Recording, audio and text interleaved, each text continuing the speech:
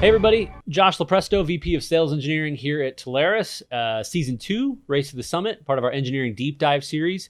Today I'm joined with my good friend Jamie Brown, CTO from CyberReef. Jamie, thanks so much for being here. I'm glad to be here. I'm looking forward to today. So let's get to know you a little bit. So for anybody that hasn't worked with you, tell me a little bit about just your history, kind of what you've done. I mean, we know you're the CTO, so talk to us about what you've done kind of leading up to this and then what your role is now. Sure. So I grew up in the telecom industry. I spent 20, 25 years with First Bell Northern Research. For those who don't know who Bell Northern Research is, it's basically Canada's Bell Labs. For those that don't even know what Bell Labs is, that's basically Lucent, what became AT&T. So I come from a long history of telecom companies. Nortel, and my big time at Nortel was really spent launching the wireless packet industry, which is really the backbone behind all the smartphone technology. I had a really good team there, a couple thousand people that worked for me before I left the company. And then I went off and did, a lot of different things. I spent 3 or 4 years at Polycom working on video. I spent some time working with outdoor wireless technology at a company called ADC Telecom. And also some time at Dell working in the wireless, a bit of the wireless expert for their PC division, the CTO group. So I spent some time doing that, and then eventually moved over to CyberReef. Hilton and I had worked together years ago at ADC Telecom, where I was initially as VP of Engineering and then became GM. And we've had a long history together. I think good successes, and he needed a CTO, and I was ready to. He and I have worked well together in the past, and was looking forward to coming to work again.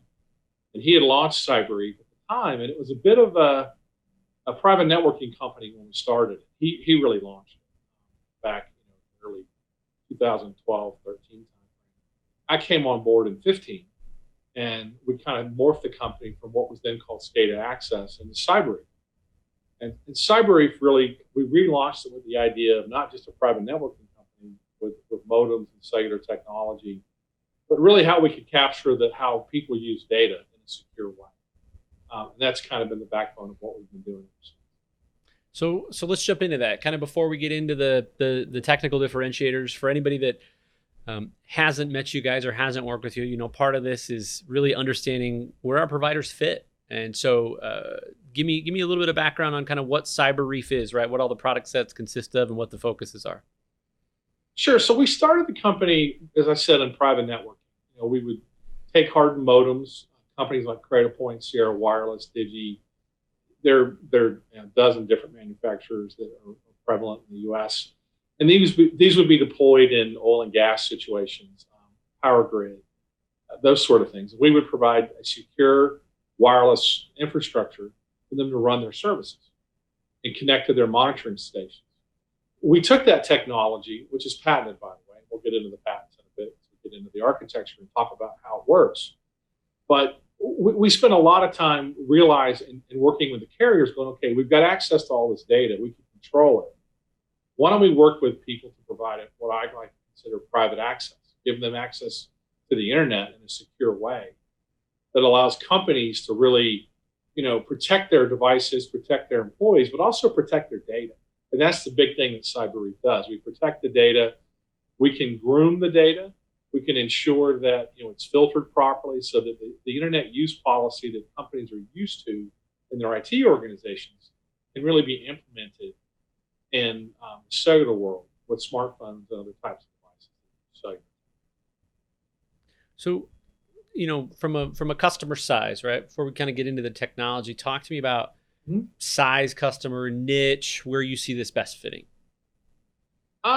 We get asked that question a lot, and it really depends upon the service. So what I'm going to tell you is our secure bandwidth manager service is really not based on a niche. It's really anybody who needs to be able to save money on their wireless bills, who want to secure data and ensure that they create an environment for really a secure environment for their devices to operate, for the employees to operate.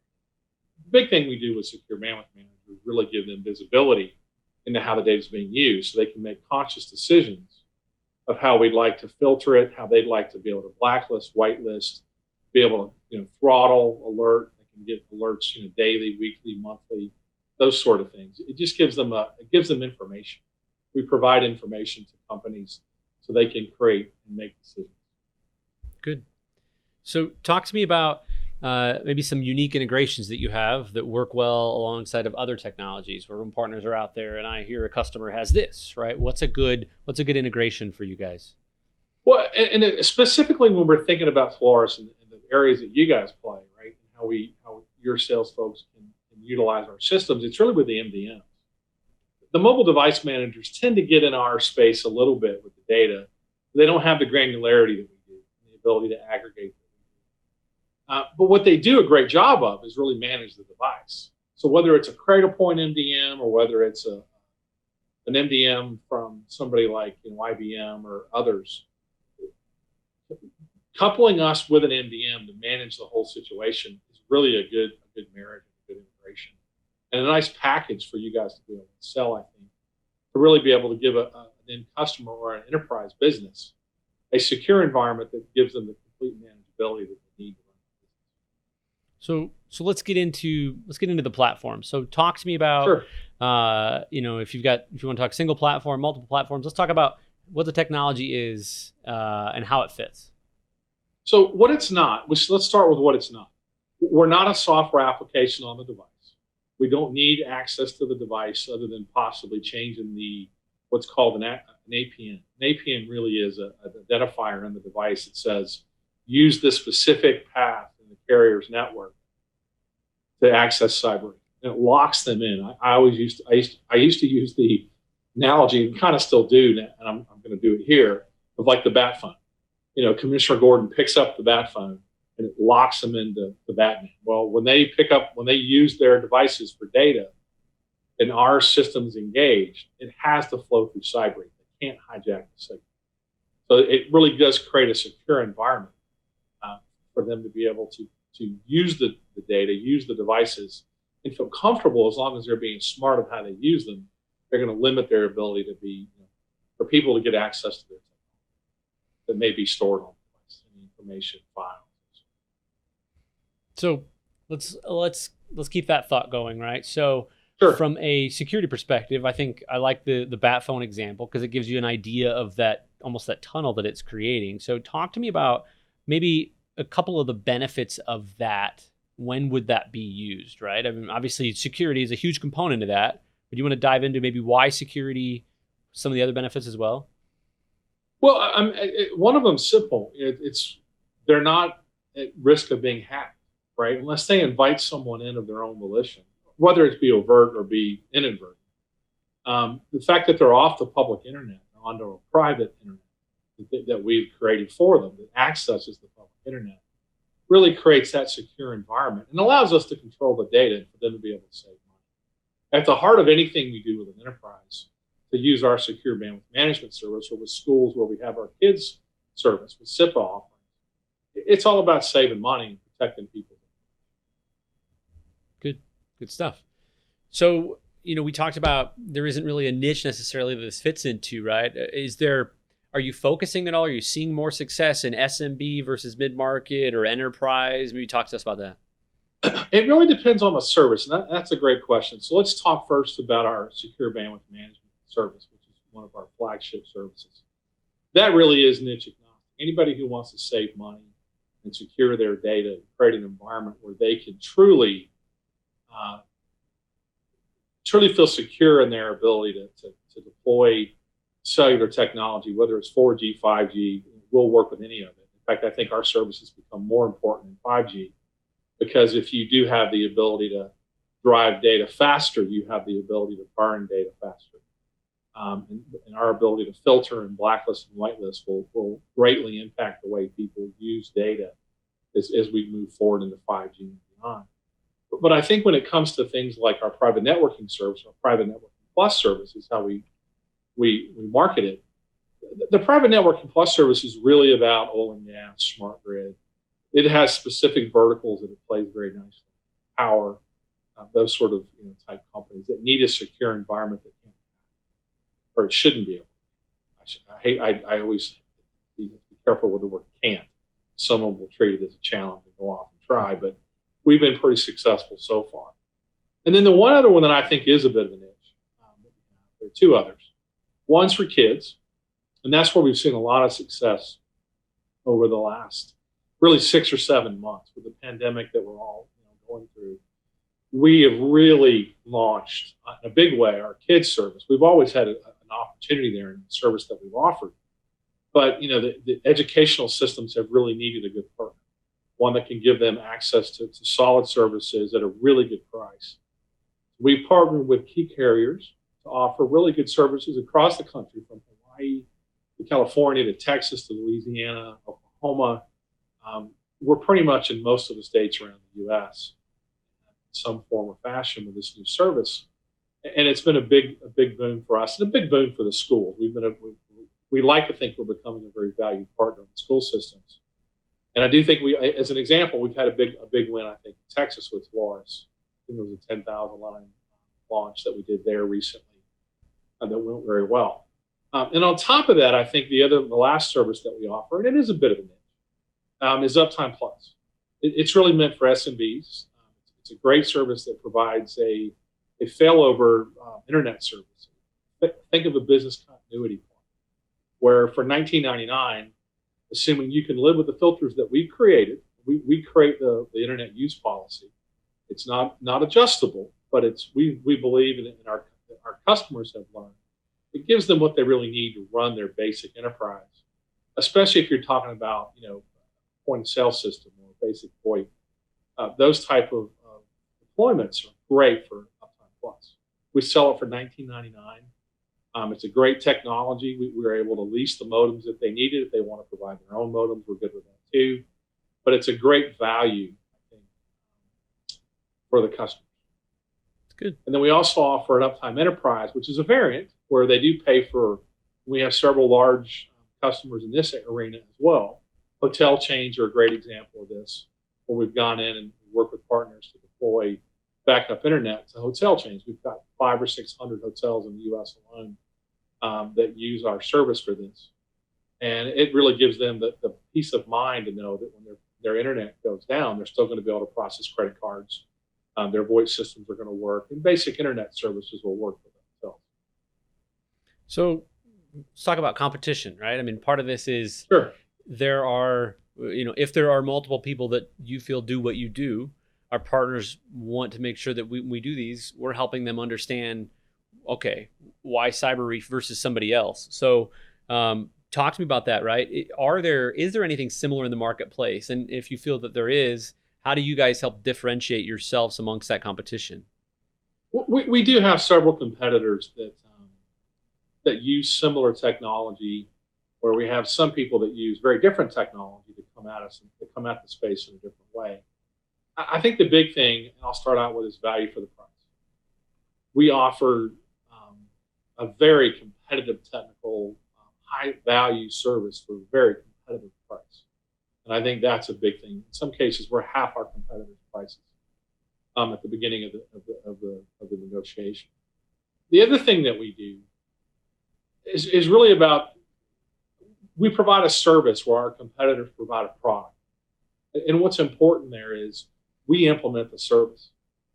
We actually create the environment. We help the customer implement it. The customer doesn't have to really do anything but work with their wireless carrier and adjust their devices to work with our system. Beyond that, we implement everything. We give them a portal. We ask them what they want to change. It's a very hands-off service for them, very easy to deploy. Our competitors provide them a product that they have to implement, and it leads to launch issues, delays. So we're much quicker to market, and we're very customer friendly and very customer focused. I think those are the big keys. So let's take this into let's dissect a win here. Talk to me about I want to get understanding your solution, kind of what the life of the customer was like before the solution came in place, and then talk to me about how this opportunity came in place, and then what was the customer quality like after that, right? How did this change this for them? Well, I'll talk about a couple different ones, if that's okay, because they get into different markets. When we first got into the private networking plus business, just building basic private networks for oil and gas, we were really providing a value, right? The value was being able to come in, provide an all-in-one service, turn everything up for them, and do it very quickly for a very nice price for them, inclusive of the rate plan with carriers. That's how we got started. But as we got further into this, we realized, as I said before, that we could control the data. So we got into the whole secure bandwidth management space, providing secure internet access. And what we discovered there was simple. There are a lot of people spending a lot of money on data, and they really don't know why. So what we're able to do is come in and provide, and I won't provide the customers' names, but in the end, and it's not niche. It's not a niche type service. It's really anybody who's got smartphones is the way to look at it, or to deploy MiFi technology carriers. We have a lot of customers who come in. They've had just extremely large cellular bills, massive overages, and they didn't really know what people were doing with the data.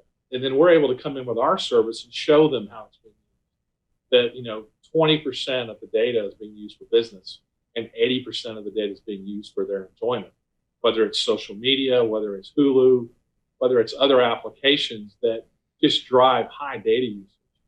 And then it's a company's decision. Do they really just want to make a decision to say, you know what, I don't care what they do on Wi-Fi, but when they're using a cellular connection, I really don't want them using, and looking at streaming media. I want to cut that off. We can do that very easily and securely to really allow people to save money. And that's the other thing that we kind of bring to the table that is a bit unique. If you take our recommendations, we're going to save you money. We have a guarantee. If you don't save money, we'll provide you a year of service.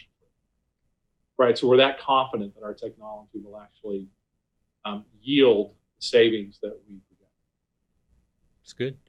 So, to kind of continue the visual of this, right, where you guys, I think, do something that, we haven't really seen a lot of people do.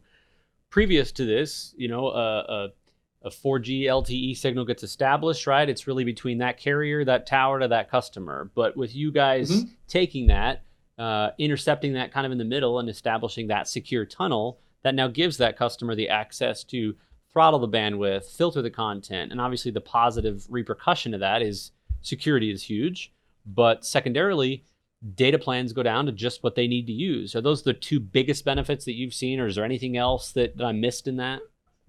I think that's a good synopsis. I think when we're looking at the carriers and the way the carriers operate, they want to be good partners with the end users, and the end users need a good value, and they need a way to control how data is used. There was a time when cellular data first got launched decades ago, when there were a lot of all-you-can-eat plans. Nobody cared, right? Then they got more expensive. Now people do care, right? And even if they have all-you-can-eat plans, you still want to make sure the devices are being used securely so that you don't put your company data at risk. Good point. So let's get out the crystal ball. Let's look at the next 3, 6, 12 months. So as partners are going out, talking to prospects, going back to their customers and putting new opportunities in the funnel, we always like to ask when we do these, hey, what are things that you want to share? Integrations, feature enhancements, technology changes? What can we expect to see or be prepared for to come out of CyberReef over these next 6 to 12 months that partners want to pay attention to? I'm going to spend time talking about two initiatives. One's about to launch, or it's in the middle of launch, and I'll talk about a little bit more about one that's going to launch probably early Q1, late Q4, depending on some development timeframes and how some things work out. But the first one is our ability to alert. We've always done real-time alerting, which is great when it's needed, but we're also finding a lot of customers who would be just as happy to get a summary at the end of the day or the next morning when they come in the office and said, here's how my data got used yesterday, or how it got used for the week, or how it got used for the month, and do some analysis. So we're launching that right now. We're in the middle of that launch. It'll be probably complete over the next 10 days. But we're taking all of our alerting customers that we have today, taking them out of the real-time. So it's not an email every time a device does something they want to be notified on. It's really a nice historical summary at the end of the day. And then we're augmenting that with what are the top applications that they use? What are the top categories of applications did they use? Which devices were the big users for who was the top 10 for the day, or top 10 for the week or the month? And they get access to that summary. So we're providing them analysis, not just giving them data that tells them something happened, but we're actually going and showing them what happened with information really kind of doing big data analytics for them, giving them the ability to really digest the information much quicker in a more concise way. So that's the first thing. And we're in the middle of that launch. It's just an enhancement on our alerting strategy. The second one really is real-time filtering. Today, most of our customers, they want a concierge service. That's what we call it. We offer more of a concierge ability for us to do their filtering for them. We make changes for them. We change the alerting systems. We do everything. That's why I talked about a service versus a product. But we do have some clients who really want that real-time ability to adjust the system, to adjust the filtering on their own. So we're coming out with the ability near the end of the year, early next year, for them to be able to go into the portal. We do offer a portal where they can look at information, see all these things. And in that portal, they'll have the ability to actually make real-time changes. That will take effect, within seconds of making the change. We're not going to get rid of our concierge service. It's still going to be there. So if they make a mistake, they do something they didn't expect, and then has an inadvertent impact, we can kind of come in and help them figure out what they did and get the system running the way they want it. But for those IT organizations who've got that ability and that expertise, they'll have the ability to do some of their own grooming of the data, and we'll be able to still monitor it. We'll see the changes as they make them. We'll see the history. We'll have all that stored away. But it gives our customers a little bit more real time. I was talking with a school in Dallas today, a school system, one of the larger ones in the city of Dallas. And we talked about this service. And they really like the concierge approach, but they really do like the idea of being able to make a quick change. So we're going to be able to give the best of both. So those are the two big ones that are going to come out over the next 6 months. And there are some things coming out past that I don't quite want to get into just yet. Love it. Okay. Good stuff. We'll make sure to pay attention for it. I think that brings us to the end. I appreciate you being on. Jamie Brown, CTO of CyberReef. Jamie, thanks so much, buddy. Thanks. I appreciate the time. You guys have a good day. Awesome. Okay, partners. Wrapping up another series, part of the Engineering Deep Dive Race to the Summit Season 2. Get in here and go check out Jamie Brown, CTO of CyberReef.